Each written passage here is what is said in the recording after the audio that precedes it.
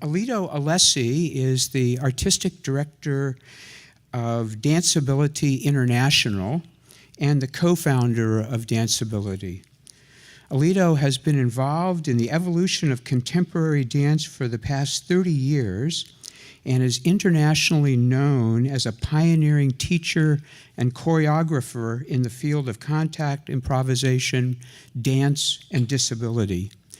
I have to say, Alito's been a dear friend of mine for a long time, and Alito is one of those people who I think is genuinely woo-woo. He brings real magic into whatever space that he's in. And I have been truly stirred and brought to tears being a part of, or more correctly, viewing presentations from Danceability. So, Alito Alessi, please come on up.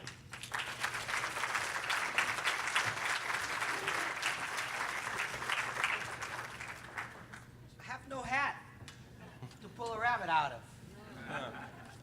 I don't know. So I like to begin with a little moment of silence. It's not to meditate. It's not a spiritual thing. It's because you never know in any group of people that you're in. Maybe there's someone who can't hear. Or maybe there's someone who can't speak. Or maybe there's someone who doesn't understand language. So if I immediately begin speaking, there's a disconnect. So in the work that I do, the beginning is really very important. So how you begin together, what is the art of being together, arises in that moment of silence to assure that we're beginning. So I'm the founder of, my name is Alito Alessi, as you heard. I'm the founder of Danceability. It's a project that works with all people in any combination of people. It's an amazing work that, for me, has guided me through many, many, many, many years of my life. It began in my childhood, really. In a way, Danceability found me. In my family, I had two people with disabilities. One day, after teaching a workshop, I was wheeling around in a wheelchair. One of my friends said to me, "Wow, you're really good in a wheelchair." And I said, "Yes, I am. My mother had one." It was that moment, really, like 25 years after my mother had died, that I realized I had a disabled mother. She had always been my mother, never had been my disabled mother. In my family also, I grew up with my Uncle Joe. He was a man with a developmental disability, but he was never a man with a developmental disability. He was my friend, my Uncle Joe. I'd sit on his lap. I had the most physical contact with him, with anybody in my family. He was a great, great teacher for me. So that became the foundation for later, many, many years later in my work, to develop this way of working, that people are not disabled without disrespecting the difficulties that society has created for people with disabilities. People are not disabled, people are people. Society continues to regenerate disability. And we in Danceability are trying to create a model that can represent a different perspective of that. What could really happen should all kinds of people come together with a sense of difference and respect for equality and each other, and find out what can happen when you're all together working. So Danceability, as I said, is for all people in any combination of people. The information that we teach is the same for every person that we teach. What we teach never changes. How we teach changes depending on the population of people that are present. So for example, if there's a person that can't see, you have to teach in a different way than if you have people that are visual. So the methodology itself changes, always maintains a clearness of the same information. We don't believe that people's unique mental characteristics or physical differences are problems. We see them as great opportunities for teaching. We teach movement improvisation. So we utilize what is happening in the present moment as information for how to begin moving. We believe that problems arise not from anybody's physical or mental conditions, but from the separation and isolation that happens to us. So in danceability, we're attempting to eliminate that which separates us or that which isolates us from each other. The way that we do that is we begin working with what we call the common denominator. When people come to your workshop, it's the teacher's responsibility to meet each and every person who comes and try to understand, does that person understand what I'm saying when I meet them? Do they understand the language of my body? Do they not understand? And do I not understand how or even if they have understanding?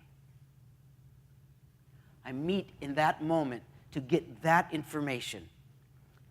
Simplified, it's called, does a person understand cause and effect? If they do, it presents an avenue of teaching that you know what to do. The methodology is really refined and developed. So soon as one person arrives in your class that doesn't understand cause and effect, you go, okay, the pathway has to shift.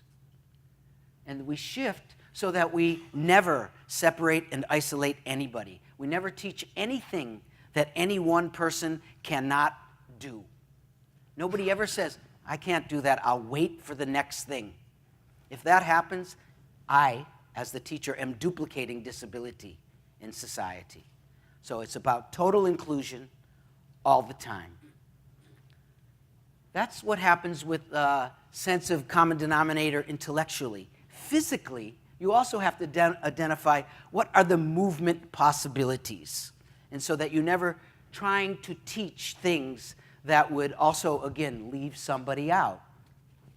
We have a few secrets about how to do that, because we believe the more diverse the population present, the greater the learning. And that all learning is equally vice versa.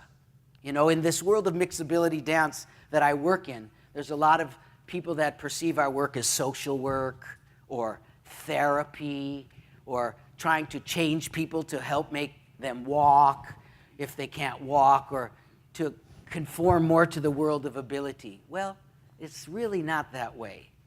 In reality, everybody learns the same amount from each other. We work with as many professional dancers and professional theater people and psychologists and therapists, as well as the total range, the full spectrum of humanity. In some cases, someone will arrive that doesn't even fall into any of the categories that I just spoke about.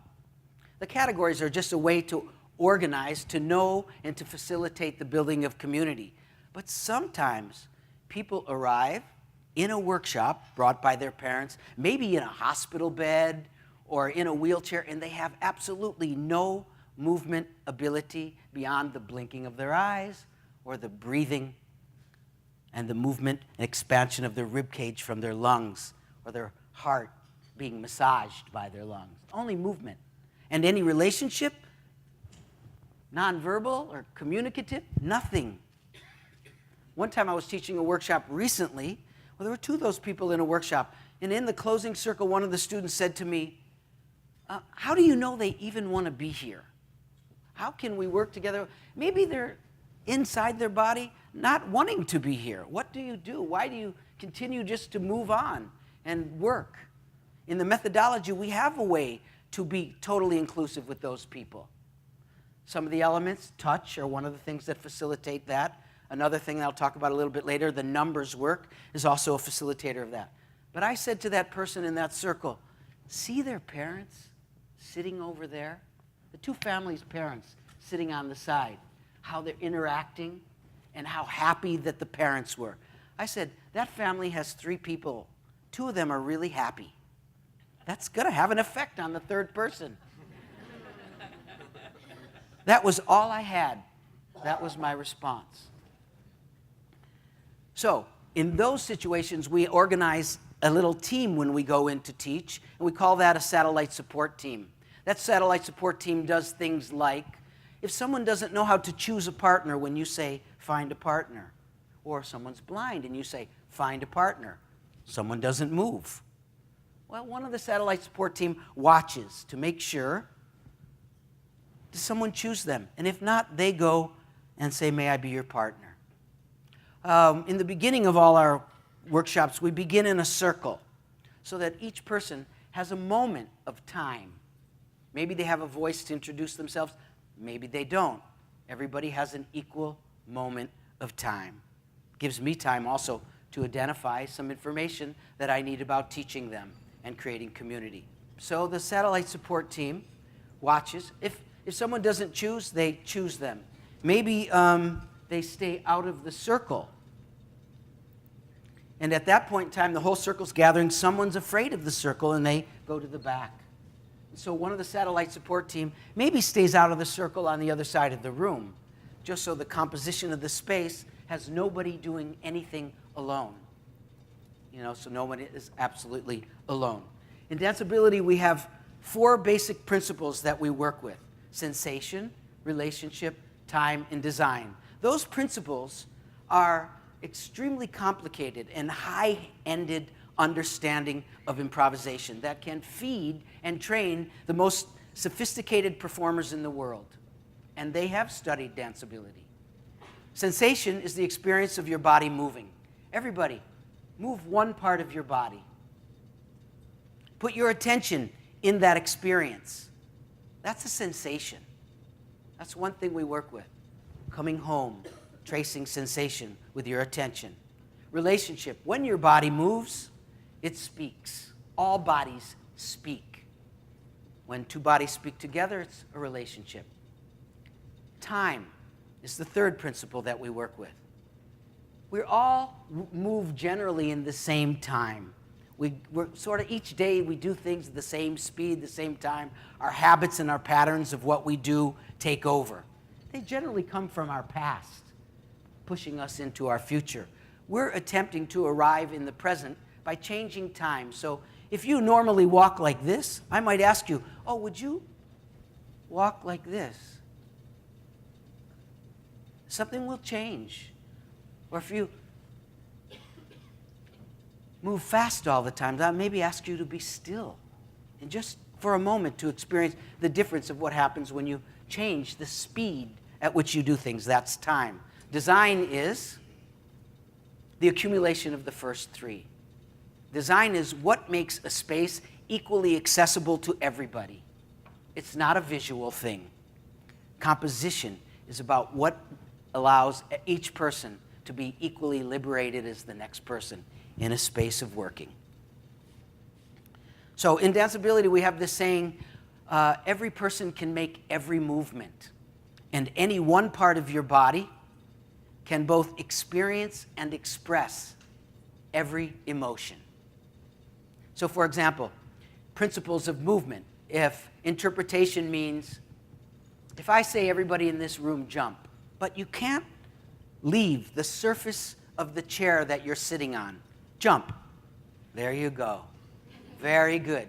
If someone could not move any part of their body, maybe one little finger, and I say jump, they go, jump. Everybody can do every movement when you work with and utilize interpretation. The other concept that we use a lot is called relativity. So, for example, this might be fast for some people. This might be stillness for some people. This might be slow. So concepts of movement and time are not set like on a watch. They're particular to the person that you're working with. particular to each and every individual. And when you're working with other people, we train people how to identify that, to deepen their relationship with the people that they're working with, and understanding how fast should we all move? We should move as fast as the slowest person. That's how we're all together. In danceability, we do everything all together. We don't go anywhere where anybody cannot go, ever in a class. Sometimes it happens. And then it doesn't matter, because you're allowed to fail. You can always fail. You just have to keep trying. So, I have a quick story. I was teaching a workshop in Finland. About 45 people were in the workshop, physically disabled, mentally disabled, able-bodied people, dancers, therapists, everybody. In came a group of about 8 autistic teenage boys from an institution.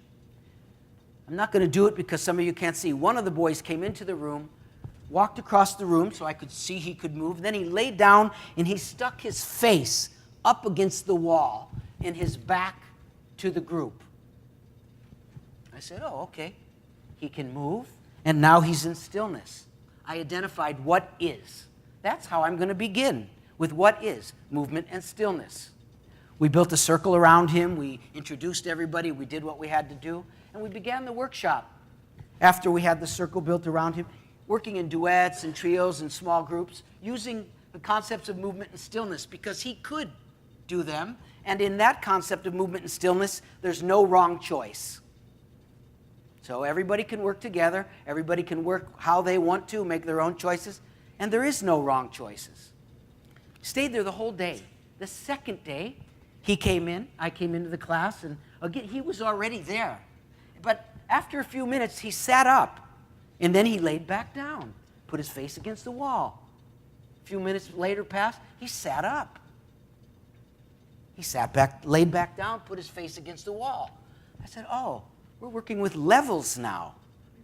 Okay, so we worked that whole day with levels, low, medium, and high, which is also relative to people. High for someone might be this. You understand that already.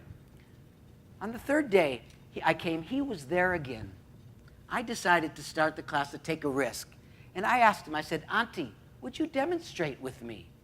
He stood up, walked to the center of the room, and demonstrated the next exercise with me. At the end of that day, we did what we call an informant. That's when people from the general public, their family and friends and parents get to come and see what we were doing. And he did the whole thing.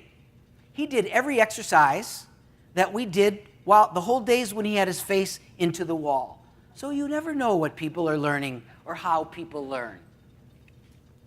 So in danceability, we have a full range of entrances and exits for people. You can come just because you are interested in recreational movement. You can come because you're interested in aerobics, maybe. You can come because you're interested, because you want to learn different ways of moving. Because if you can learn different ways of moving, you can open up the facilities for learning in many different ways. You can come if you want to learn to be a teacher of danceability. It's a methodology. We can give it to you. You can come if you want to learn to not only be a teacher, but a trainer of this methodology. And you can come if you want to learn to become a professional performer and choreographer and teacher of performance.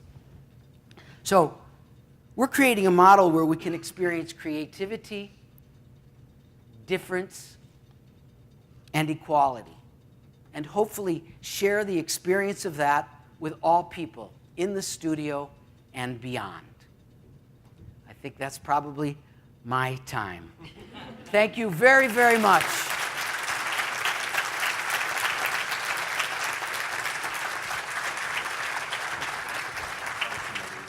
Don't ever teach that way. Thank you.